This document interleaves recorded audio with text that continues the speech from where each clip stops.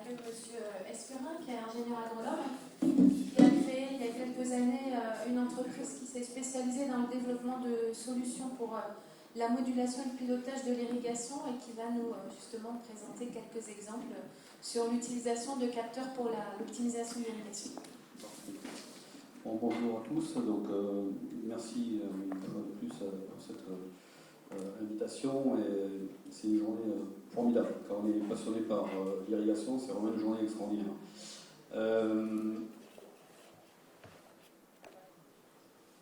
Donc je m'appelle Serge Escurin. Effectivement, je suis gérant d'une société qui a été créée en 2007, qui est à Agen, dans le sud-ouest de la France. En fait, effectivement, on est spécialisé dans l'aide au pilotage d'irrigation, des solutions pour l'aide au pilotage d'irrigation. Et notre public, un peu comme Arvalis, c'est effectivement des agriculteurs individuels, des agriculteurs développés, des coopératives, des instituts aussi, des agro-industries, des chambres d'agriculture aussi. En France et un petit peu aussi en Europe centrale, de l'Est et en Afrique. Donc, je dirais comme Sophie, on va rester là dans l'applicatif, on est vraiment dans le dur, je dirais. Nous, on doit répondre aux besoins de nos clients, qui sont les agriculteurs, et lesquels besoins, eux, sont dictés aussi par les filières derrière, que ça a été évoqué ce matin.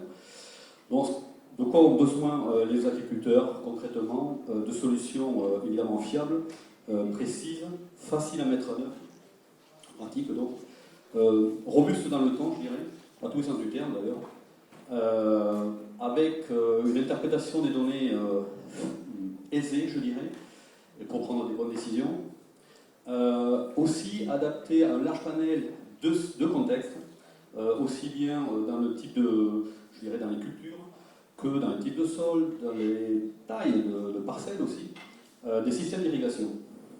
Puisqu'on peut très bien s'adapter, je dirais, avoir des situations sur l'exploitation de 2000 hectares dans la Haute-Lande sous Bordeaux, dans les sables, comme, je dirais, une petite propriété qui travaille 3000 m2 qui fait des légumes sous la boue. Et tout ça pour effectivement avoir une solution, des solutions abordables et rentables, ce qui parfois n'est pas la même chose en réalité, avec l'objectif ultime, comme ça a été dit ce matin évidemment, la maximisation du rendement en volume et en qualité, c'est vraiment le produit vendu, et évidemment l'optimisation de l'eau. Alors, nous, je vais vous faire part en fait de nos constats et de nos convictions. Donc je dirais, j'ai du décalage dans ma présentation là. Globalement, on considère que, alors, par rapport à ce qui a été dit précédemment par Sophie Jean, les modèles sont adaptés, des modèles sont adaptés à un certain nombre de cultures. On pense aussi que sur un certain nombre de cultures, notamment à valeur ajoutée, où on a besoin d'être très très précis à la situation locale et à la parcelle, rien ne vaut jusqu'à aujourd'hui, en tous les cas, des capteurs eux-mêmes fiables, posés évidemment au bon endroit dans les parcelles et installés également de façon correcte. Donc les modèles eux-mêmes ne sont pas suffisants, je dirais, dans ces situations-là. Par contre, ils sont beaucoup plus pertinents, effectivement, comme ça a été dit aussi, dès l'instant où on les recale avec des capteurs au sol. Et puis, et tout ça pourquoi? Parce qu'il y a beaucoup de variables à prendre en compte. Donc c'est vrai que, alors voilà, comme je disais aussi, donc ces capteurs-là, ils seront sublimés, je dirais, par les modèles, pour spatialiser les données locales d'une parcelle à l'ensemble de la parcelle, voire au-delà. Et puis aussi pour les combiner, comme ça a été dit, à les prévisions météo et à des ressources. Il n'empêche, dans l'entretemps, je dirais, pour nous, la solution la plus fine, c'est quand même l'utilisation et le déploiement de capteurs dans les parcelles, voilà, à différents endroits pertinents. Après tout ça, il y aura, alors c'est pas Billon, c'est Billon, sorry, quand bien même on aura beaucoup de capteurs, beaucoup de données, ou de modèles, peu importe. Une question bien, c'est aussi l'utilisation de ces données. parce que derrière, c'est comment je suis en capacité de moduler les apports finalement. Quand bien même je pourrais avoir des besoins différents exprimés à différents endroits de ma parcelle, est-ce que je suis en capacité de pouvoir répondre à ça? Et là, on tombe sur une utilisation du matériel. Ça, c'est un autre sujet, mais en fait, je l'introduis ici. Et la question, ça sera effectivement, est-ce qu'on va aller sur du VRI, du Variable Rate Irrigation, de la modulation irriguée, mais de l'irrigation, mais celle-ci est quand même coûteuse, complexe à mettre en œuvre, ou est-ce que finalement, la méthodologie la plus simple, c'est pas de travailler sur, je dirais, la zone, la réserve facilement utilisable, la RFU, la plus limitante et commune à toute la parcelle. Donc, comme je le disais, nous on a fait le choix de travailler avec des capteurs, mais on ne s'exclut rien dans l'avenir. Donc, l'utilisation des capteurs, elle repose sur trois conditions. D'abord, la qualité intrinsèque des capteurs, parce qu'il y a de tout.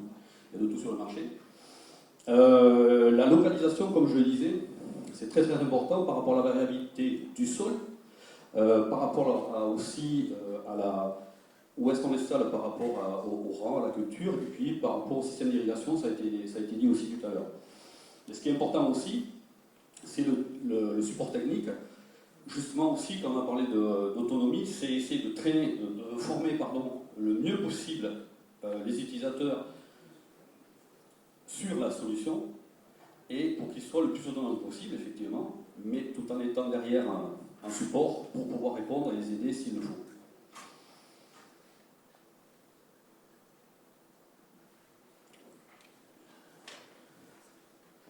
Dans le choix, ce qui nous concerne, le choix des équipements, on a fait, donc nous on travaille avec des sondes dites capacitives, c'est une sonde aquachèque, sud-africaine, qui sont à un filament de capteurs, les uns sous les autres, tous les 10 cm, donc avec mesure de l'humidité et de la température, donc horizon par horizon.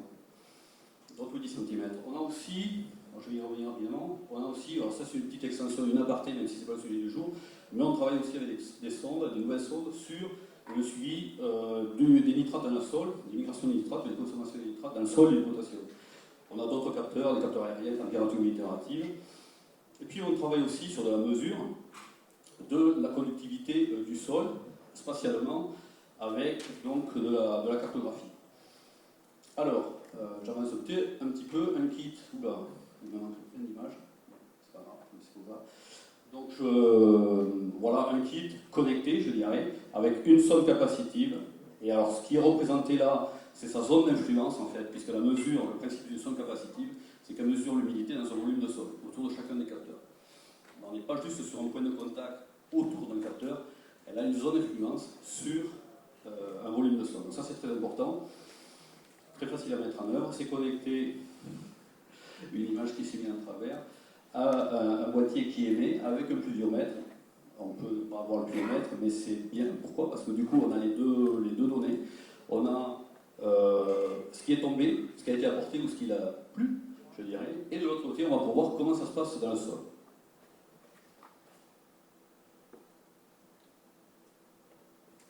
Comme je le disais aussi, on utilise donc ça c'était l'équipement, donc. Et la question c'est où est-ce qu'on le place. Alors quand je dis ça, quand je parle de sol mapping, évidemment on peut utiliser des capteurs sans nécessairement ou systématiquement faire la cartographie de sol. Simplement c'est que ça amène une donnée, une couche d'information supplémentaire pour savoir où est-ce qu'on peut placer l'équipement de façon la plus pertinente. En général, on va le placer sur la situation la plus limitante, alors je dirais en relatif, avec la RFU la plus faible. Je ne parle pas de petites zones toutes petites, on parle quand même de choses significatives, mais c'est plutôt sur cette philosophie-là, avec la RFU la plus faible. Voilà. Donc, et alors, là où je voulais en venir aussi par rapport à la cartographie de sol, c'est qu'évidemment on a parlé aussi de NDVI, d'autres solutions d'imagerie.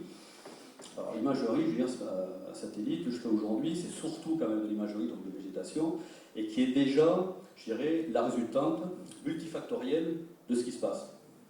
C'est-à-dire un effet sol, un effet irritation, un effet maladie, un effet salissement.